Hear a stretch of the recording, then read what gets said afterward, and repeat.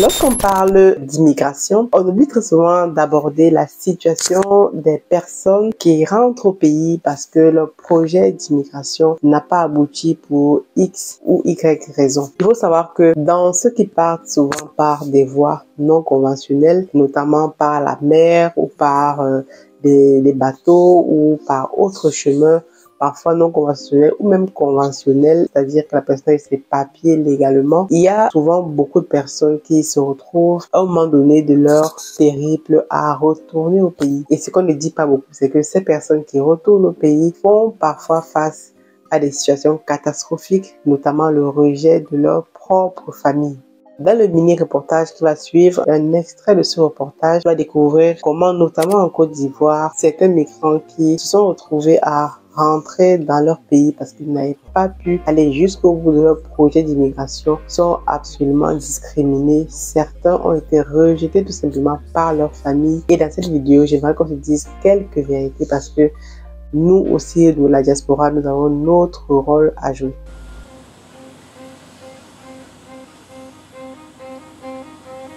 C'est en 2023 que je suis parti. Je voulais partir en Tunisie, c'était pour aller traverser quoi. Traverser par la même Méditerranée comme ce que les jeunes là font maintenant là. Oui, c'était pour aller en Italie. D'Italie, on allait essayer de rentrer en France. On est arrivé maintenant en Algérie, maintenant vraiment c'était pas facile. On est venu travailler dans le chantier un peu. Quand les gendarmes là t'attrapent comme ça, ils prennent ton téléphone, ils prennent ton argent, tu vois. Puis ils vont aller te mettre dans une fausse prison là-bas. Où tu dors là, tu pisses là-bas. Où tu dors là même, c'est là-bas tu chies, tu vois. Quand c'est courant, ça peut te rendre malade même. Tu risques de mourir, tu vois. Chaque jour, je demandais à Dieu de me renvoyer dans mon pays. Chaque jour, je demandais à Dieu. C'est la seule prière qu'il faisait. Mes amis m'ont dit, allons. J'ai dit, non, je ne peux pas aller. Non, allons, que tu as eu peur, tu es maudit. Allons, on va traverser, on va rentrer en Europe. J'ai dit, non, moi, je reviens au pays. Je reviens au pays. Je ne peux pas prendre ce risque-là.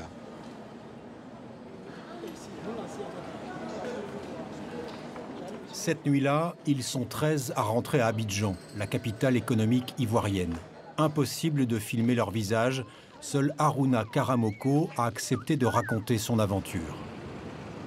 Après des mois de calvaire en Afrique du Nord, cet Ivoirien de 27 ans a demandé un retour volontaire à l'OIM, l'Organisation internationale pour les migrations. Ce qui me manquait le plus, ma famille, mon fils. Au fait, je voulais les voir le plus rapidement possible. Et puis, ma petite amie aussi, elle, perd à son âme, et elle est partie le 13 janvier.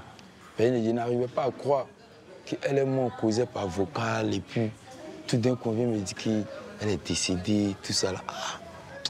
Non, ça me faisait un peu bizarre. Il dit, non, attends, il faut que moi je rentre, il est venu voir qu'est-ce qui se passe réellement.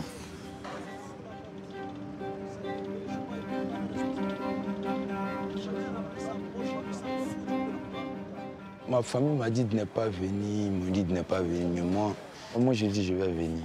Ils m'ont dit non, de ne pas venir, s'ils viennent, ils ne vont pas parler avec moi. Mais puisque eux, ils ne sont pas là-bas, c'est nous, on voit la réalité.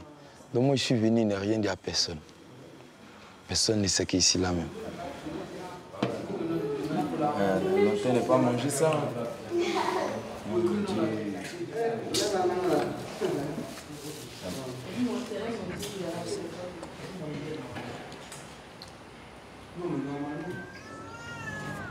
Ils n'ont prévenu personne de leur entourage. Ils savent que ce retour sera vu comme un échec. On les appelle les maudits. Mais eux sont soulagés et espèrent un nouveau départ. Je me présente, je suis Nicole, agent de l'OIM. Ok, enchanté. Ça, c'est votre carte OIM. Voilà. Donc, c'est la carte qui nous permet de savoir que vous faites partie de nos bénéficiaires. Donc, lorsque vous allez nous appeler, nous contacter, ou lorsqu'on va vous contacter, on va vous demander souvent ces codes-là. Ça nous permettra de vous retrouver dans nos fichiers. Donc, normalement, si tu es d'accord avec toutes ces informations-là, tu signes là. Pour inciter au retour, l'OIM promet aux migrants une assistance financière. Quelques heures après leur arrivée, première désillusion. Étant déjà à Alger, à OM, on nous a dit nous allons recevoir des habits, téléphones, voilà, puis chaussures, et puis avec une somme de 160 000 francs. On nous a dit ça. Comme on a reçu 32 800, bon, ce qui a été dit là-bas, bon, comme on n'a pas vu là, donc c'est pour ça qu'on a dit, ah, on va vous expliquer ça. Oui, oui. C'est ce que les collègues nous ont dit. Ouais, oui, c'est ce qu'on nous a dit là-bas, qui est arrivé ici sur le sol ivoirien. Le retour est amer. Face au mécontentement des anciens migrants, le représentant de l'OIM en Côte d'Ivoire plaide la bonne foi. Alors, oui, c'est compliqué pour les personnes de se retrouver dans ces différentes assistances qu'on peut fournir. Ces différences, elles sont difficiles à communiquer avec les migrants parce qu'eux discutent entre eux, ont des attentes particulières. C'est des programmes qui sont mis en œuvre depuis des années. Il faut comprendre qu'on a affaire à des personnes, à un public qui rentrent souvent par défaut. C'est-à-dire qu'ils étaient partis de Côte d'Ivoire avec une certaine destination en tête, un projet, des espoirs d'une vie meilleure, différente. Et souvent, quand ils nous contactent, c'est un peu dans des circonstances où leur projet a échoué ou n'a pas pris le tour qu'ils espéraient qu'ils prennent. Donc on a en face de nous des personnes qui sont frustrées et donc qui le manifestent en rentrant. Et l'aide, quelque part, est jamais suffisante. Depuis 2017, le bureau de l'OIM en Côte d'Ivoire a organisé le retour de plus de 14 000 personnes. Mais il serait des dizaines de milliers à être revenus par leurs propres moyens. En périphérie d'Abidjan, l'immense capitale économique ivoirienne ne cesse de s'étendre. Jeanne d'Arc Zagoré a décidé de s'installer dans un de ces nouveaux quartiers en construction. Cette mère de 2 enfants a vécu 7 ans en Tunisie. Elle est revenue sans rien et a dû repartir de zéro.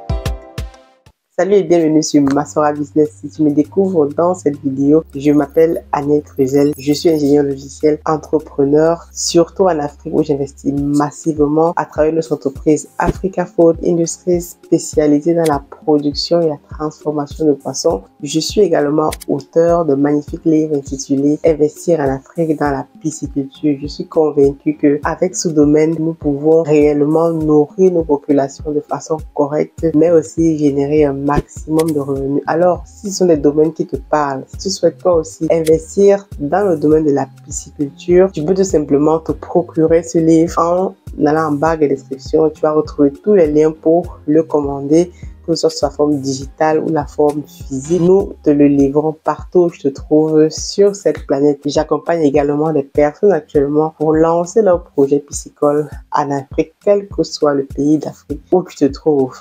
Et enfin, actuellement, avec l'entreprise Africa Food Industries, nous avons réouvert vraiment one shot quelque part à vendre à l'extérieur pour ceux qui veulent venir avec nous dans l'aventure. Je suis très contente parce que nous avons quelques personnes qui nous ont rejoints actuellement et qui ont vraiment compris ce qu'on est en train de faire. Nous sommes là pour changer le game sur le long terme.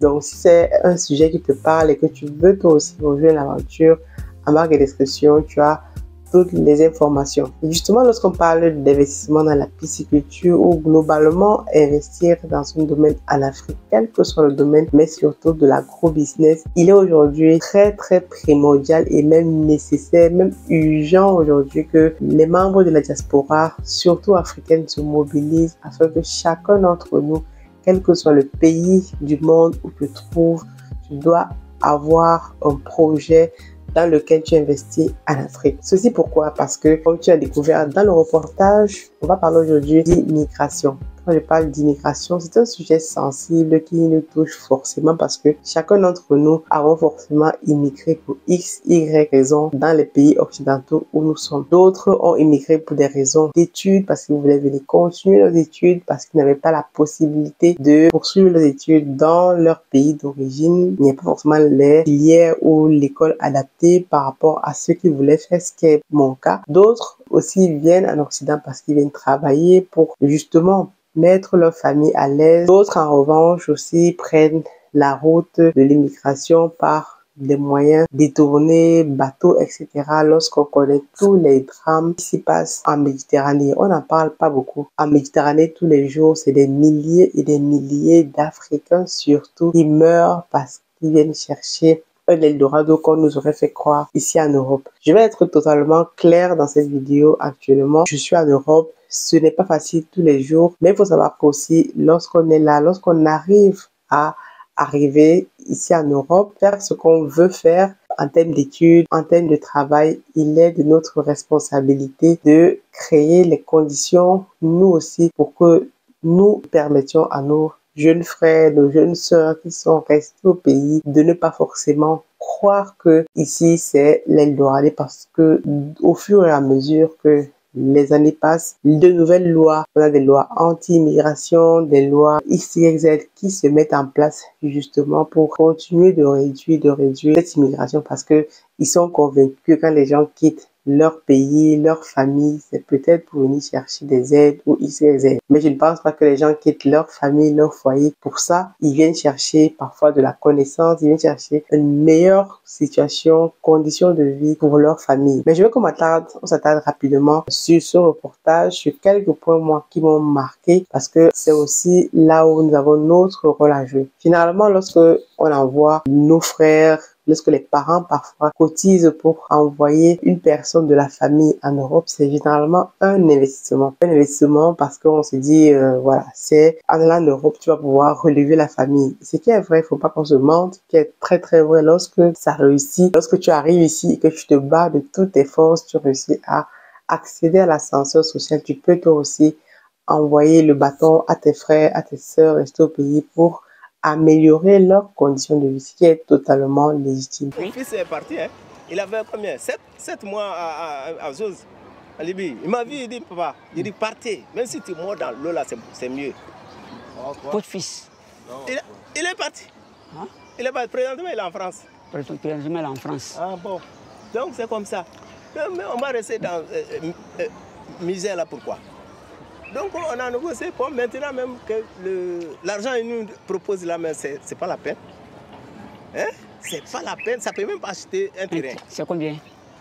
Mais pour moi ici c'est 3 533 433 francs. 3 500 33 433 francs. Avec 4 pièces. 4 pièces. Mais il faut savoir aussi que dans les cas où ça ne se passe pas bien, c'est là où la famille parfois devient tout à fait, je veux pas dire un gouffre, mais là où la famille va tout simplement te lâcher parce que dans le reportage, comme tu peux le voir, notamment il y a une dame qui témoigne disant qu'elle a passé près de 7 ans, 8 ans en Tunisie. Au retour en Côte d'Ivoire, sa famille l'a tout simplement abandonnée. Pourquoi ils l'ont abandonnée? Parce que ils ont tout simplement fait comprendre qu'elle n'était pas à sa place. Elle est revenue sans rien, elle est revenue sans argent. On va se dire les choses cash parce que, soi-disant, elle aurait échoué. Elle n'aurait pas réussi sa vie. Cette mère de 2 enfants a vécu 7 ans en Tunisie. Elle est revenue sans rien et a dû repartir de zéro.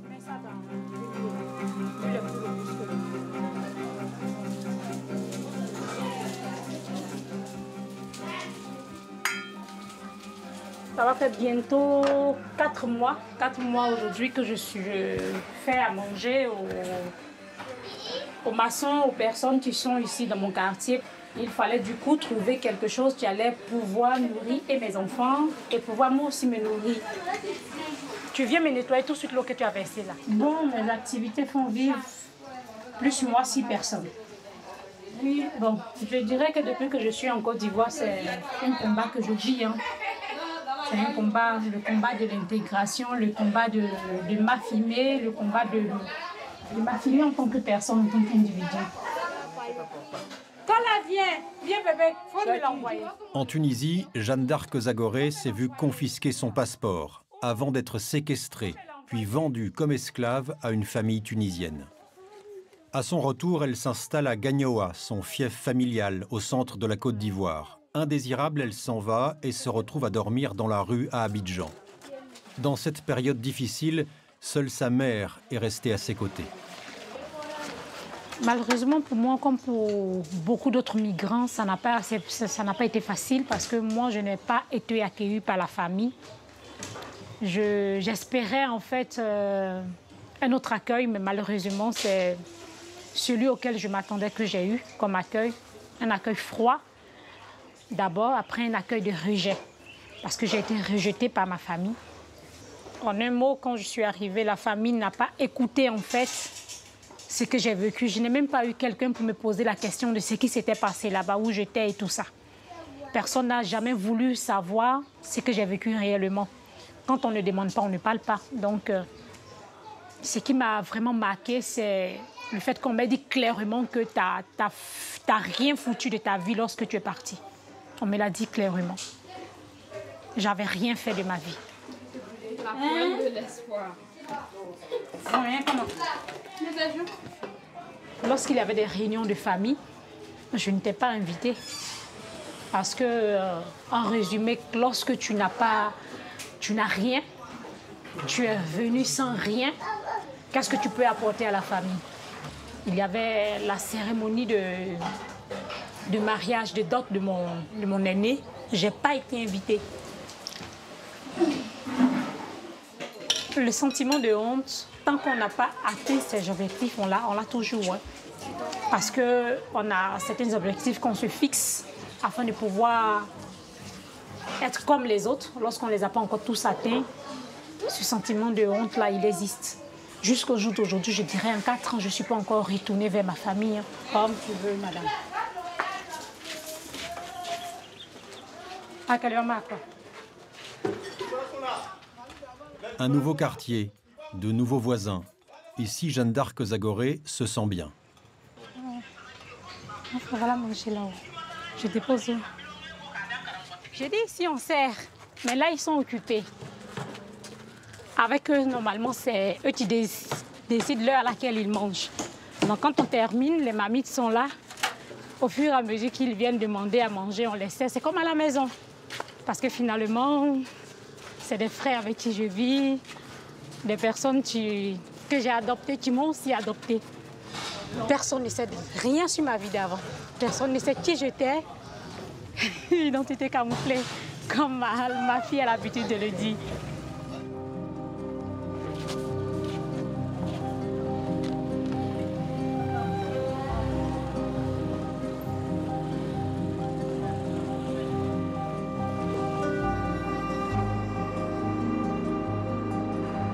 Donc, dans l'imaginaire collectif de nos frères au pays, on pense souvent que venir en Europe ou, je sais pas moi, traverser la mer, d'aucuns traversent juste la mer, la frontière, ont même failli mourir. On pense directement qu'ils ont réussi leur vie. C'est un peu quelque chose qu'on nous a mis dans la tête, mais il faudrait qu'au fur et à mesure, nous puissions justement enlever tout ceci de notre logiciel. Vous pouvez venir en Europe si vous avez la capacité de venir par les voies légales. Moi, les gens me contactent tous les jours pour me demander, Aniel, comment je peux venir en Europe? Je peux venir pour les études, je peux venir peut-être pour le travail si tu as la possibilité. C'est qui est de plus en plus compliqué.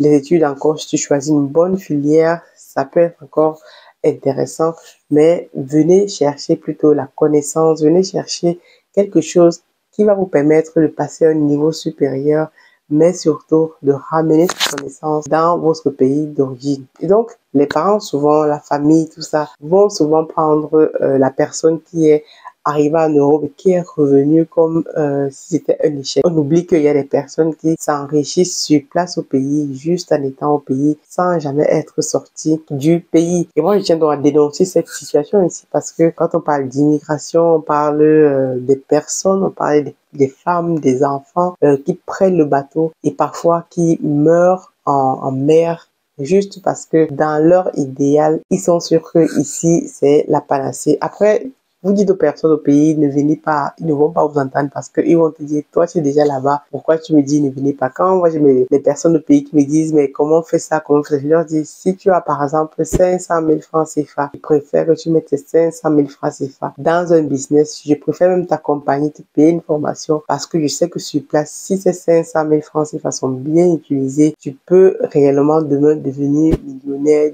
multiplier cet argent pour vivre à l'aise sur place. Personne d'entre nous qui sont venus en Europe sommes là parce que nous avons voulu, parce qu'à un moment donné, on s'est rendu compte qu'il y avait peut-être mieux ailleurs et que nous avions les capacités aussi de venir chercher la connaissance surtout et de la ramener au pays. Donc, je pense que c'est une situation qui arrive de plus en plus dans le pays, dont on n'en parle pas, des personnes qui rentrent au pays, mais qui rentrent parfois sans rien parce que les conditions de vie, les conditions qu'ils ont rencontrées dans leur route d'immigration ne les ont pas permis d'arriver jusqu'au bout. Et comme vous voyez dans le reportage, des jeunes pensent toujours dans leur tête à retenter l'aventure.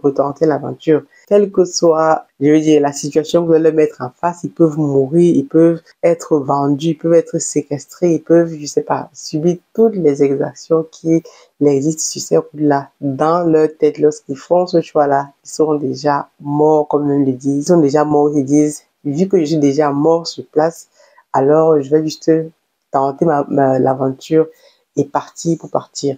Mais pourquoi ils sont morts sur place?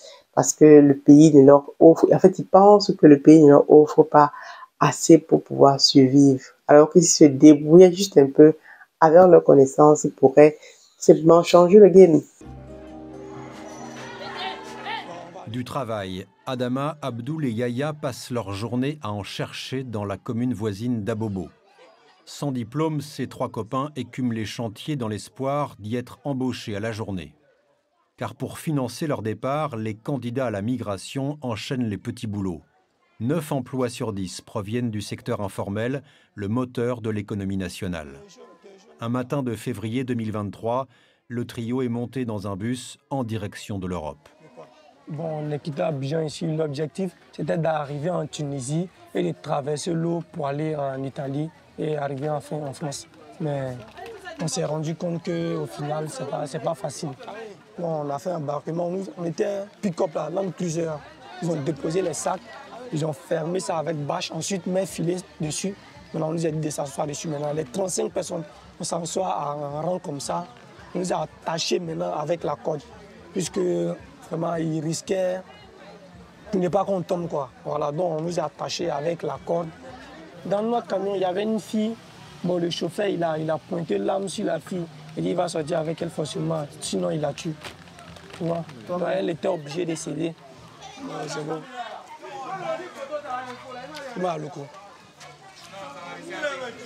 La migration a été difficile et les souvenirs sont douloureux.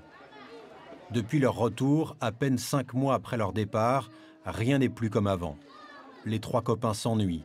Les anciens employeurs n'appellent plus et les amis du quartier les ignorent. En général, comme ce qu'on voit, quand quelqu'un s'en va en Europe et puis après il revient, il a toujours des amis à côté. Et puis il a toujours des gens aussi, quand on les voit, on dit « Ah, voici un bénis, voici un bénis ». Lui aussi, souvent, il fait des gestes. Voilà. Mais le fait que tu t'en vas et puis ça n'a pas marché, ça devient autre chose encore. Voilà, c'est comme ça.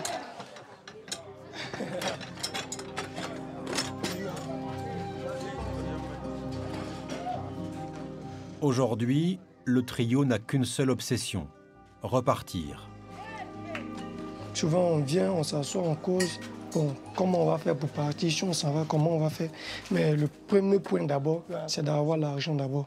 Si on a pu avoir l'argent, si on voit que l'argent qui est chez nous, ça peut nous envoyer à quelque part. Voilà. Là, maintenant, on va décider quel jour maintenant partir, avec par où on doit passer maintenant. Même s'il y a des imprévus, il y a des trucs inattendus, mais on sait un peu comment ça marche maintenant. Bon, en fait, la première fois, comme on le dit, chaque échec est une leçon de la vie. Voilà, donc, pour tout ce qu'on a vu, tout ce qu'on a appris maintenant, on sait comment maintenant ça marche là-bas, on sait comment ça faire des voyages, tu vois. Voilà. Donc, comment il faut payer maintenant avec les passeurs, tout et tout. C'est comment? Il connaît. C'est comment elle est, maman? T'as beaucoup de cheveux maintenant. Et là, quand on était au Niger, il est tombé malade. Non, lui. Non, mais maintenant ça va. Ouais. Tu vois, ça va maintenant. Tu as grossi. Tu vois, tu es là pour tout. Tu vas couscous là-bas au champion. Couscous là, c'est pas bon. Non, là, mais attends, là, nous on veut venir là-bas, c'est comme en route là-bas. Actuellement, il n'y a plus de refoulement, on n'attrape pas les gens, que les routes sont bonnes actuellement. Au quartier, le poids de l'échec est trop lourd pour ces 3 jeunes. Il faut prouver aux autres qu'eux aussi sont capables d'aller en Europe, que la malédiction a disparu. Je vais m'arrêter ici. Dis-moi tout simplement ce que tu penses de cette vidéo. Mais je suis de plus en plus convaincu que la diaspora a son rôle à jouer. Non seulement nous sommes responsables parfois de ces situations, parce que quand beaucoup d'entre nous rentrent au pays, vous montrez la belle vie, que non, c'est très facile ici, c'est la panacée. Et c'est réellement ce qu'ils regardent. Ils voient que, il y a la fille d'un tel qui est rentrée, le fils d'un tel qui est venu, il vient avec les grosses voitures, il a partagé de l'argent. Ça veut dire que de l'autre côté, il y a sûrement un arbre d'argent que les gens récupèrent. Donc, c'est aussi notre responsabilité, quand on rentre au pays, de montrer un visage sobre, de montrer des comportements sobres. Alors, on sent que l'argent, c'est très, très, très difficile à gagner ici. Et lorsqu'on arrive au pays, faire des projets, ou même tout simplement pour des vacances, comme certains y vont, moi, je pense que c'est complètement aberrant. Bon, ce n'est que mon avis, mais il faut rentrer au pays pour faire des projets concrets. Et la diaspora a tout son rôle à jouer aujourd'hui. Dis-moi donc ce que tu penses de cette vidéo. Je t'attends dans les commentaires. À très bientôt. God bless.